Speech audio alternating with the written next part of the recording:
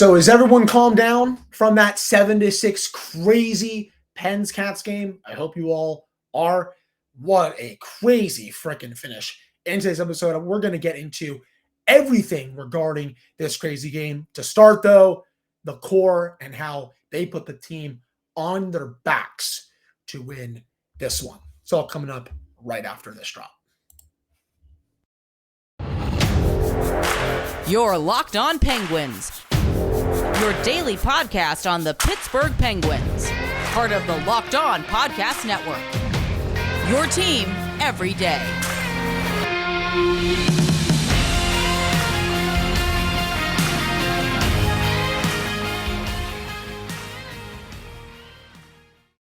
Hello and welcome back to a late Tuesday edition of the Locked On Penguins podcast. I am your host, Hunter Hodes. Remember to follow me on Twitter at Hunter Hodes. Follow the show's Twitter at @Penguins. And of course, thank you all so much for making this your first listen of the day. Today's episode is brought to you by FanDuel Sportsbook, the official sportsbook of Locked On. Make every moment more. You can visit FanDuel.com/LockedOn today to get started. So, Penguins 7, Panthers 6. One of the craziest games of the 2022-2023 Pittsburgh Penguins season to date. A game that they needed to win, especially standings-wise, and they pulled it out in heroic fashion. But who were the stars of the day here? You guessed it, the big three. This is a classic game where some people that wanted, some of the big three gone over the offseason, hope you ate crow, especially for this one. What a performance from Sidney, Crosby, Evgeni, Malkin, and especially Kris Letang. We are going to start right there for this episode. Kris Letang, first game back in almost a month. First game back also since his father really sadly passed away. I still send my condolences to him and his family and his friends during this very difficult time. And you could tell that he was really playing for his dad tonight. What a performance that he put on display for the Penguins tonight. 2 goals, 2 assists, gets his 3rd and 4th goals of the season. He was absolutely on fire tonight for the Penguins. It looked like it was maybe going to be a bit weird because he was skating with Brian Dumoulin for this game. I had noticed that earlier on in the day. I'm like, I don't know about that one, Mike. I think what their logic was with that, Pedersen Petrie's been one of the best second pairings in the league. The third pairing, they can really do whatever they want. POJ with Chad Riedel, it's been fine. I thought that third pairing was also really good tonight. Brian Dumoulin, for the most part, was fine. But, you look at the top of hockey stats cards tonight when you use the data from Natural Stat Trick, Letang easily the Penguins' best defenseman tonight, only behind Drew O'Connor, Ryan Poehling, and Danton Heinen for the best skaters tonight. For offensive impact above average, Letang was well over 1. So he was elite with that. And then also in terms of just, production, miscellaneous face-off penalties, player points, individual actions, well over 3. The only place where he gave it back a little bit was his defense, a little bit below average with that. But offensively tonight, he was spectacular. I hope everyone out there chronicled what he did. Wink, wink. Everyone that is on Penguins Twitter, I think knows what I am talking about. But spectacular performance from him. What a rip to win that game in overtime with less than a minute to go. Alex Lyon, I don't really think knew where the puck was, but, great feed from Gino. And after a couple bad power plays, PP really woke up tonight with, 2-3 goals from that unit. Really nice to see that tonight. Moving on a little bit, Evgeni Malkin. He gets another goal tonight, his 17th of the season. Just a bomb from the right circle. And it's almost like, again, I will keep saying this. Keep feeding Evgeni Malkin, one-timers on the power play, and you will see the reward. And that is exactly what happened tonight. They kept flirting with it. Malkin fired a couple one-timers. A couple shots were blocked. The one that was not, though, Lyon had no chance on it. Malkin scores with 5 minutes left.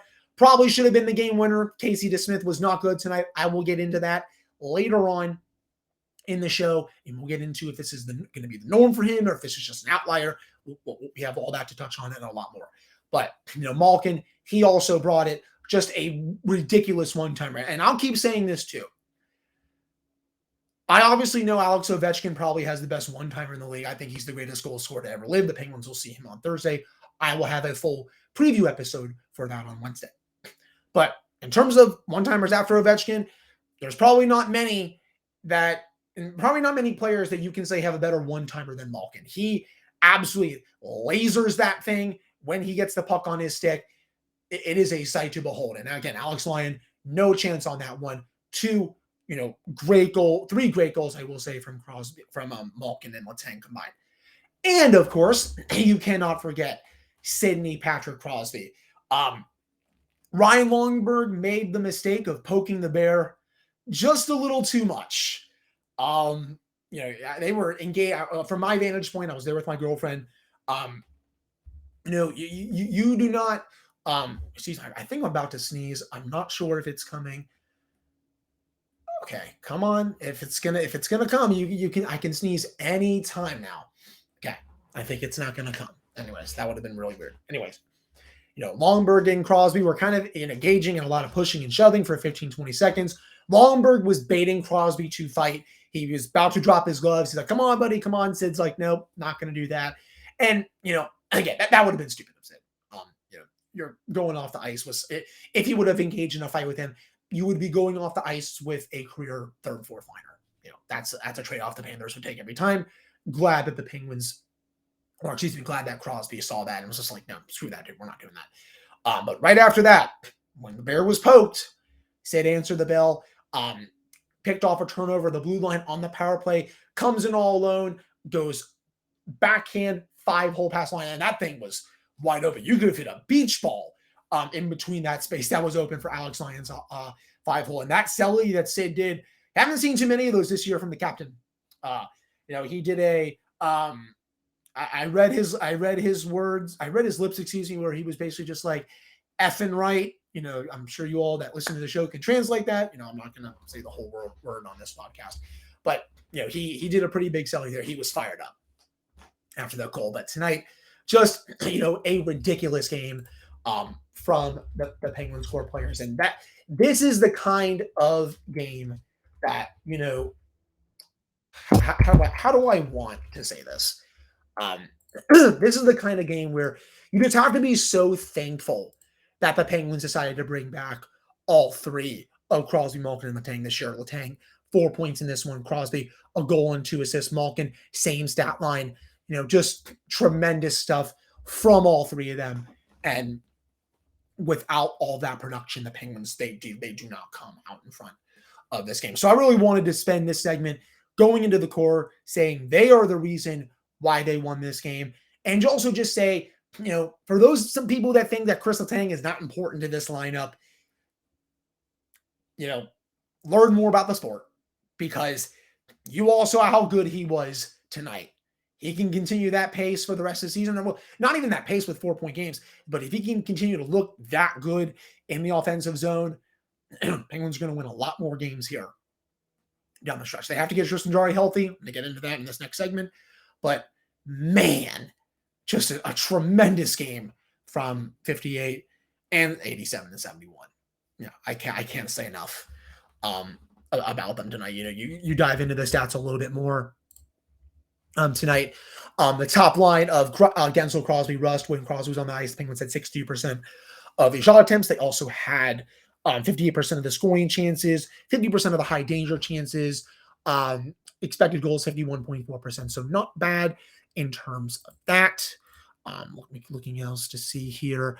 When Letang was on the ice, if you want to just go individually, when he was on the ice, the Penguins had 60% of the shot attempts. They also had, if I find this correctly here, 59% of the expected goals for, and 63% of the scoring chances for, 62% of the high danger chances for. All of that comes via 5v5. The data matches the eye test. Tremendous games from all three. So, yeah, that's how I'll end this first segment. I'm sure you all are wondering what the heck was wrong with Casey DeSmith. I got good news for you. Coming up right after this commercial break, I'm going to tell you what exactly was wrong with DeSmith in this one, and if this was just an outlier for him, or if this is maybe the norm for him going forward. But before we get into that, the wonderful new little overlay for FanDuel Sportsbook here. The NFL playoffs are here with the conference championships this weekend. We're really excited about our new sports betting partner for Locked On because they are the #1 sportsbook in America. They are FanDuel. And if you are new to FanDuel, that's even better. They have so many great features that make betting on sports fun and easy. New customers can join today to get started with $150 in free bets guaranteed when you place your first $5 bet. You can sign up to FanDuel.com/lockedon. FanDuel has all of your favorite bets from the money line to point spreads to player props. Plus, you can even combine your bets for a chance at a bigger payout with a same-game parlay bet.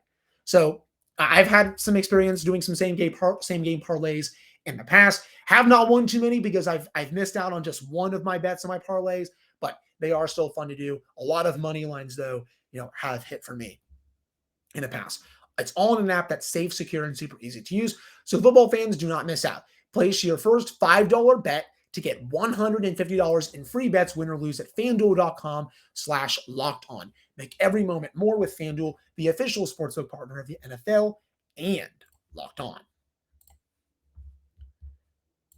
All right, I'm back here in this episode of the Locked On Penguins podcast. I am your host, Hunter Hodes. Remember to follow me on Twitter, Hunter Hodes. Follow the show's Twitter, @Penguins.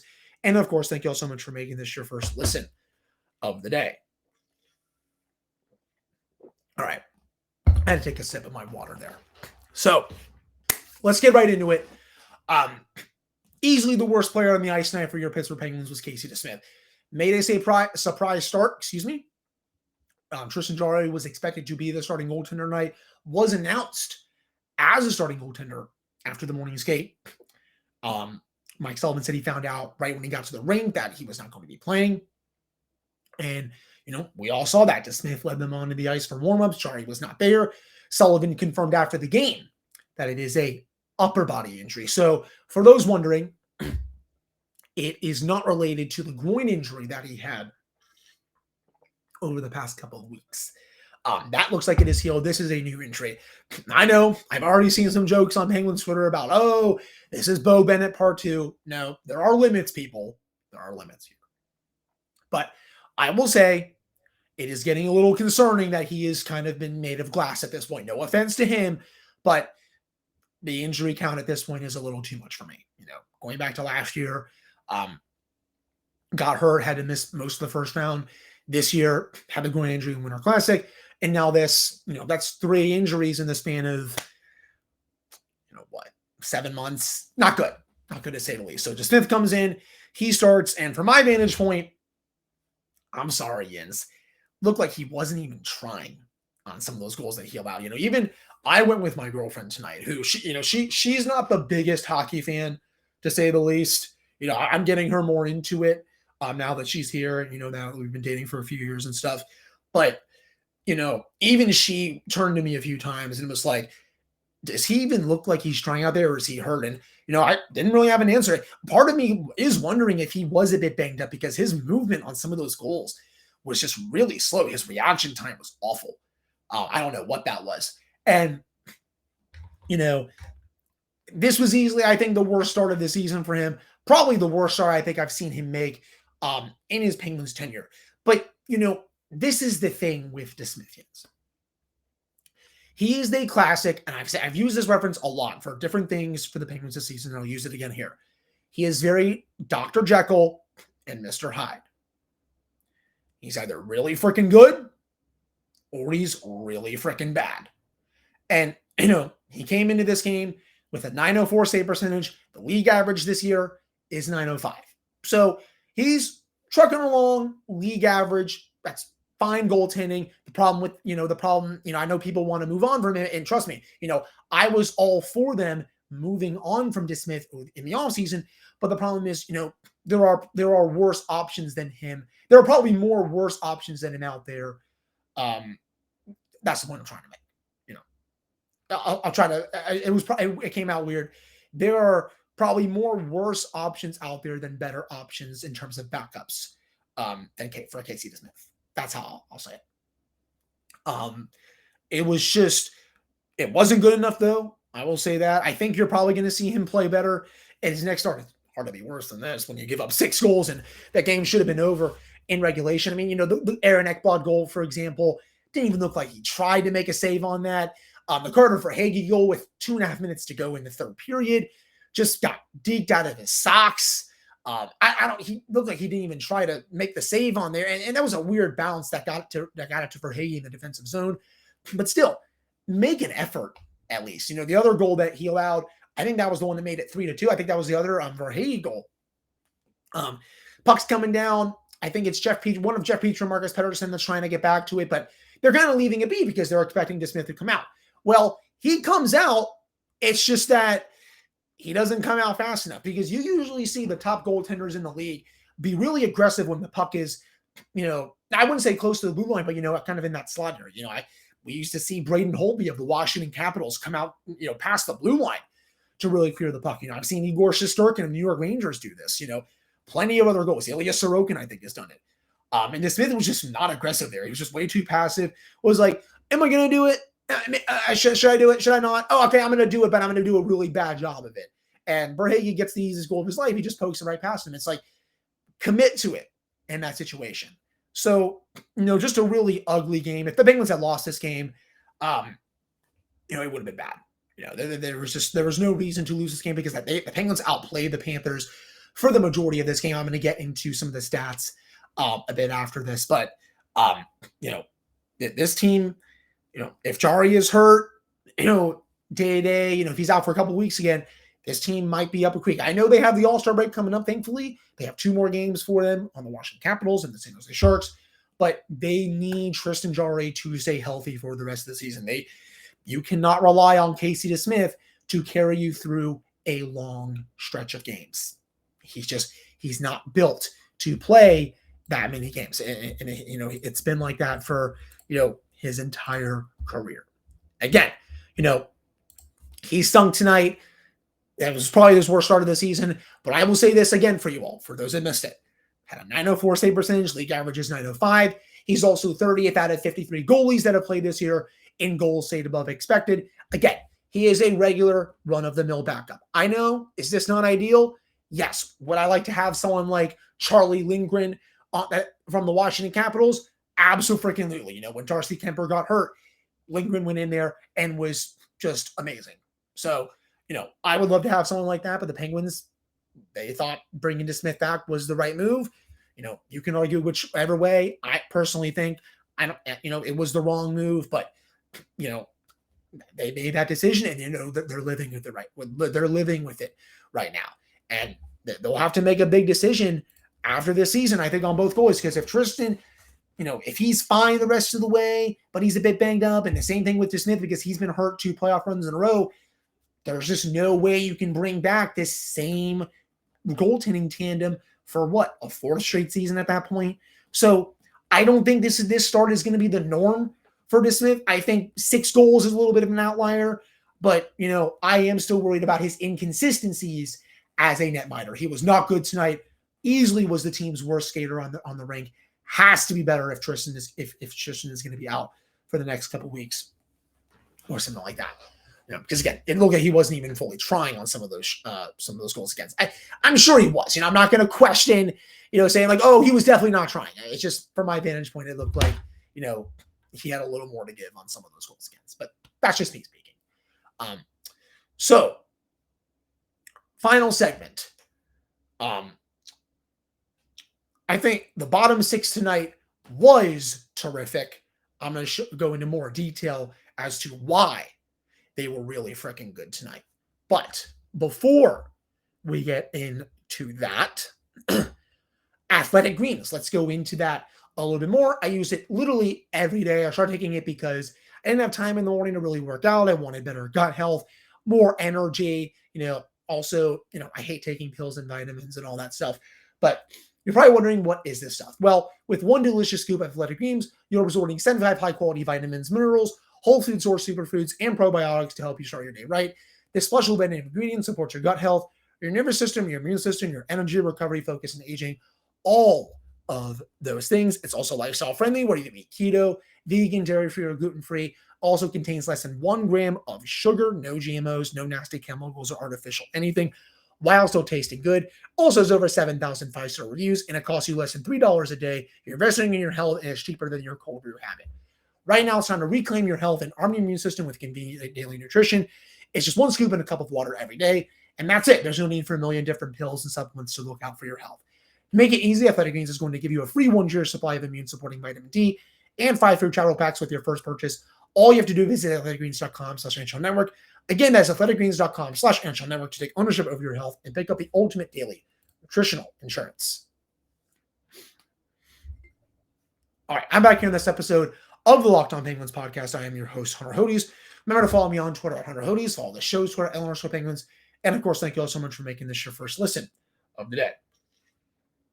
So tonight, it's not often you can say this. Penguins got not just 1 goal from the bottom 6, but 2.